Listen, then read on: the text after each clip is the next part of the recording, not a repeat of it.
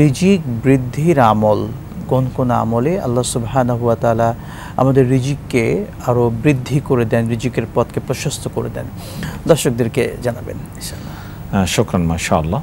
আমরা যেমনটা বলতেছিলাম একেবারে সূচনাতে, আল্লাহ তাআলার কাছে রিজিক বৃদ্ধির জন্য করণীয়ের মধ্যে আমরা বলতেছিলাম ঈমান, তাকওয়া, এরপর আল্লাহর প্রতি নির্ভরতা।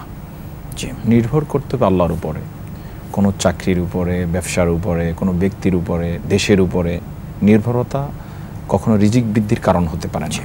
রিজিক বৃদ্ধির জন্য আল্লাহর উপরে তাওয়াক্কুল করতে হয়। এক্ষেত্রে রাসূল করিম সাল্লাল্লাহু আলাইহি ওয়াসাল্লাম একটা হাদিস রয়েছে, সুনানে তিরমিজিতে এসেছে, তিনি বলেছেন, লাউ আন্নাকুম তাতাওয়াক্কালুনা আলাল্লাহি হাক্কা তাওয়াক্কুলিহি ওয়া রাযাকাকুম কামা ইয়ারযুকুত তায়রা তাকদু খিমাসান ওয়া তারুহু বিতানা।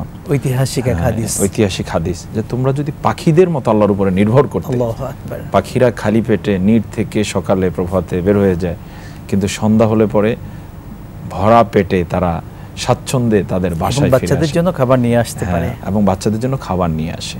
তো পাখি যদি ছোট্ট প্রাণী হয়ে এভাবে রিজিক পেতে পারে, আল্লাহর উপরে নির্ভর করে, আর আমরা আশরাফুল মাখলুকাত, শ্রেষ্ঠ জাতি, আমাদেরটা কত উত্তমভাবে তিনি দিতে পারেন, সুবহানাল্লাহ।